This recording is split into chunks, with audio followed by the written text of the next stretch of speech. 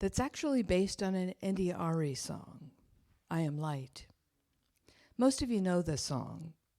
David and the band played it one Sunday last month, and I expect pretty good odds that we'll hear it again. And I'm not going to read the lyrics to you because that's just dumb. But I'm going to say that India reminds us that we are not our history. We're not the things our family did. We're not what we look like. We're not the stories we tell about ourselves. And we're not the stories that other people tell about us. Every single one of us is already light. Every single one of us is already divine, as the song that Girane, I thought I'd get it right. Girane sang for us just now. I can't believe I didn't do it. Anyway, oh well. We're already light. We're already divine. We're already whole, complete, perfect, magnificent beings of the divine. Regardless of the name we use to describe that. And as I said to the daily morning practice group yesterday, it's like every single one of us is already a wave in the boundless ocean. We're our unique wave, but we can't not be part of the ocean, no matter what. Because those particles that are in us that make our waveform, they're ocean, they're God, they're that divine presence. So we can't be separate from that ocean of God, no matter what we do, even if we can't remember how to say somebody's name right. It doesn't matter. And from time to time, we forget that because we think of ourselves as individuals. That's just kind of what it happens. And we forget that we're not already empowered with the presence of the divine living in us, as us, through us, as Maria said in her prayer earlier today. There's a really familiar unity prayer of protection that was written by James Dillett Freeman in 1940 as the Second World War was getting started, or raging, depending on your point of view. And people around the world have been comforted by this prayer when they were frightened. And you know this one too. The light of God surrounds us, or the light of God surrounds me. The love of God enfolds me. The power of God protects me. And the presence of God watches over me. Wherever I go, God is. Right? We know this one. It's really cool. What struck me when I was thinking about this yesterday, it puts God out there. Holy crap. I mean, stuff. Because the light of God, yes, it's out there, surrounding, enfolding, protecting, when we feel scared, frightened, apprehensive, whatever. It's lovely to feel that feeling of being protected and surrounded. So the light of God is out there, but it's also within. How do we remember? When James Freeman wrote that, he was thinking, they asked him, because, there's a war. There are people dropping bombs on other people and shooting at them. So there's this fear aspect of life. People were terrified because it was an active war zone. So they needed this image in their mind of this presence of the divine surrounding and protecting and enfolding them and keeping them safe. And this is our socialization. This is what society tells us God must be, because it can't be inside of us. How do we turn that? How do we shift that? Because yes, the divine is within, without, and all around, but how do we remember it's within? How do we be so brazen when we've been told our whole life not to be too big for our britches and not to think so much of ourselves? How do we allow that divine presence to be inside? That's an ugly question, isn't it? Because culturally, we've been taught from when we were wee tiny that we weren't allowed to be that. How dare we? How dare we not?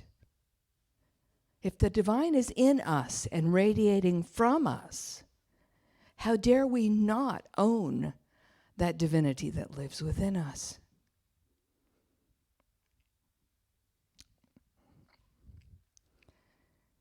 We get to remember that. And we get to act from that point of view.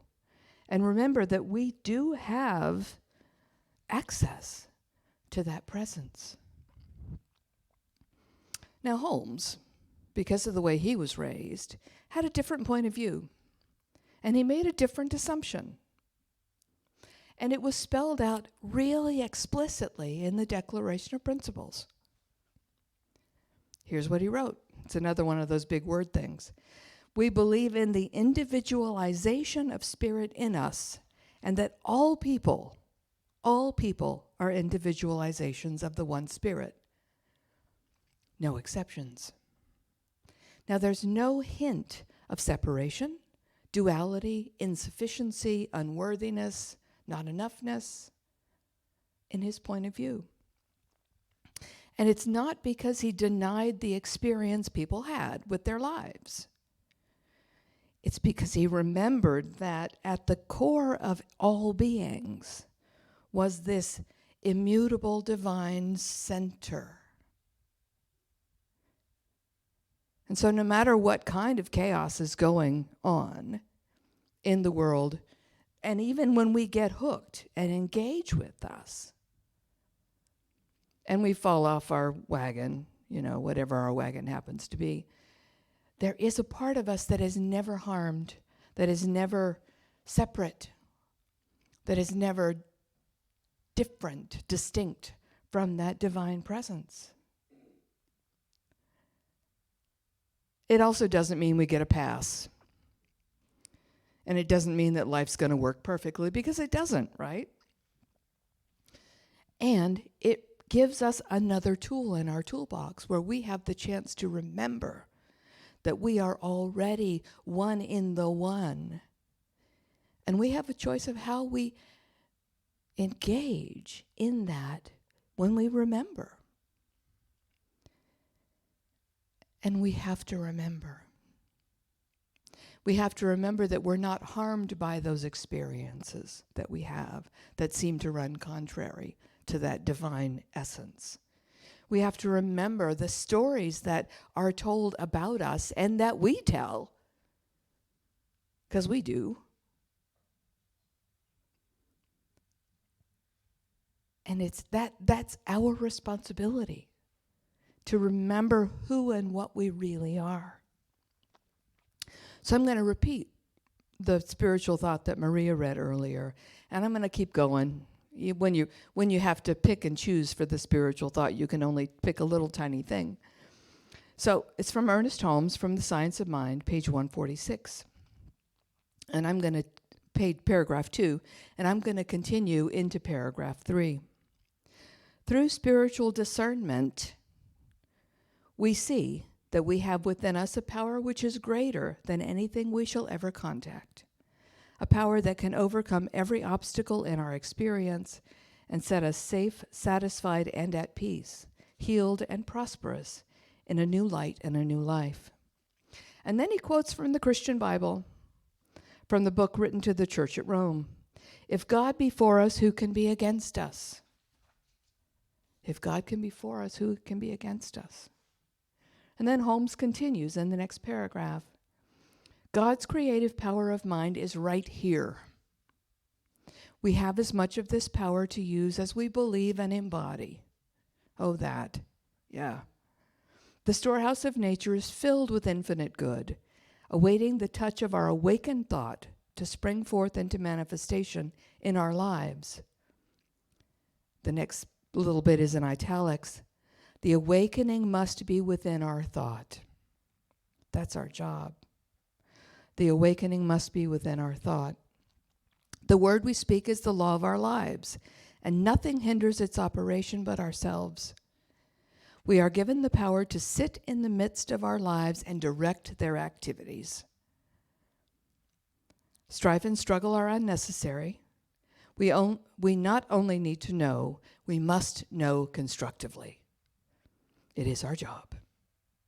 Actually, it's not our job. We have the choice.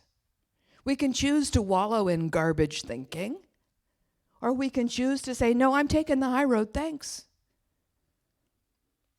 And we fail, right? We fail. And we get up and we try again. So we've already been given this light. It's part of us. You will remember these few verses from the Christian Bible, from Matthew, I expect. You are the light of the world. A city that is set on a hill cannot be hid. Neither do humans light a candle and put it under a bushel. They put it on a candlestick, and it gives light to all that are in the house. Let your light shine. The light that already lives in us as us and is inherent to our being. We do have the power, and we have been given the authority to sit in the midst of our lives and direct its activities. But if we're afraid of acting as our powerful selves, that doesn't happen. Maybe we're afraid we're going to go crazy, and just get out of control because we're powerful. You know better. I know better.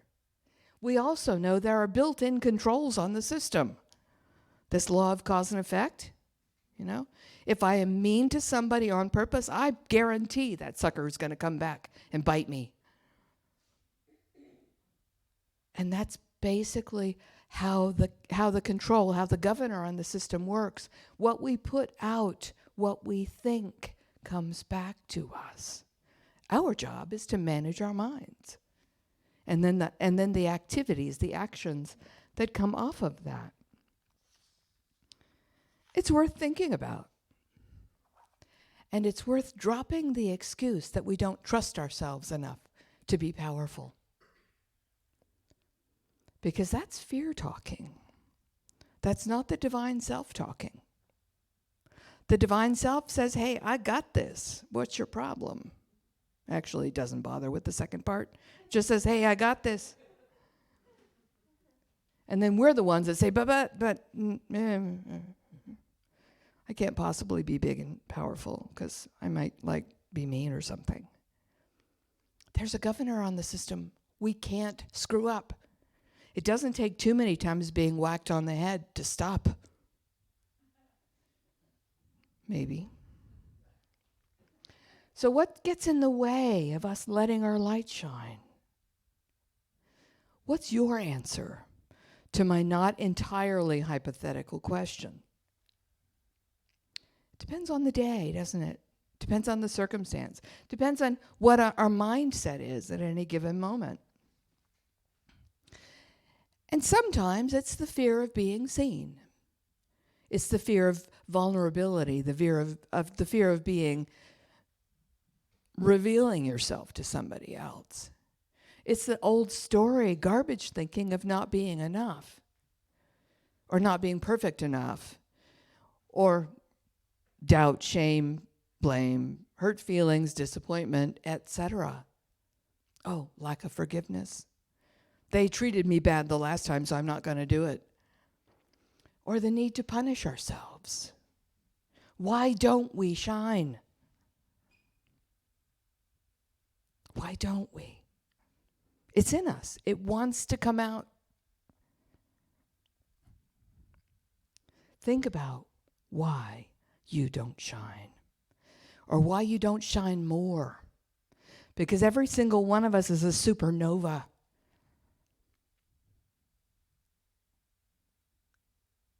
And we're the ones that stop us from showing up.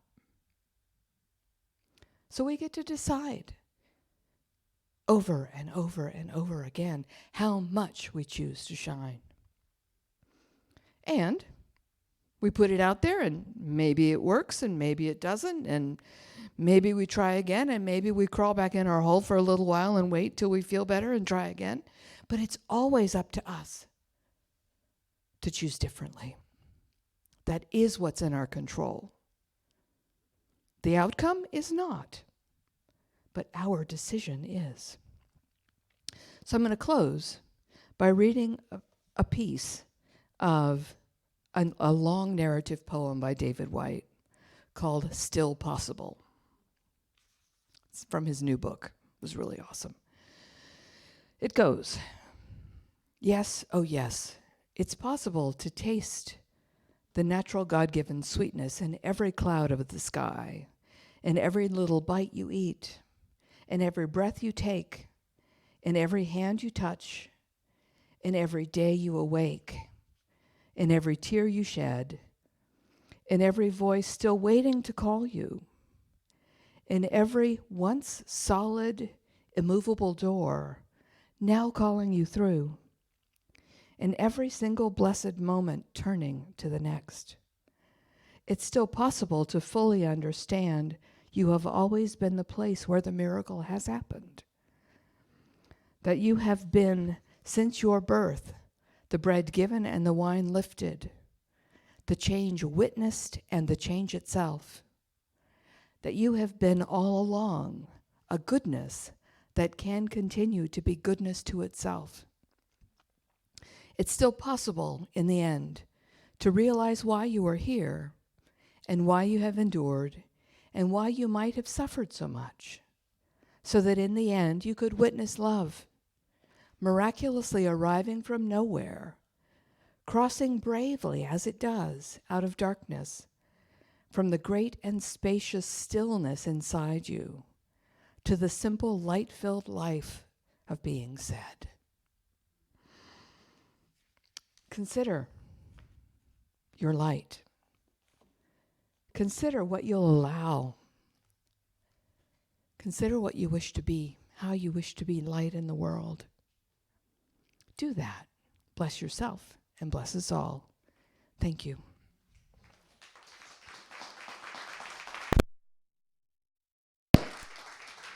So now I want to go ahead and say the affirmative prayer, whatever it happens to be. If I said something useful to you, hold it in your mind while I speak the words. There's only one light. There's only one life. That light and life is God. That light and life shows up as me. That light and life shows up as all beloveds, and all are beloved. That light and life represent goodness, peace, power, poise, beauty, magnificence. That light is present in all beings. That light of oneness lives and manifests when we let it out. I know this gift is already given to me and to all. This space and abundant good, this joy, this possibility is still possible for each and for all, and is continuously provided. And we each get to decide that we wish to partake, and we wish to present, and we wish to share, and we wish to take a breath and try again. I know this light of God is never ending and never withheld from us, and always available for us to reach out, speak out, touch, support, love. In this space of remembrance, in this space of wholeness, in this space of love and peace and joy, I relax into this gift. I relax into this goodness. I relax into this life, and I let it be. And so it is.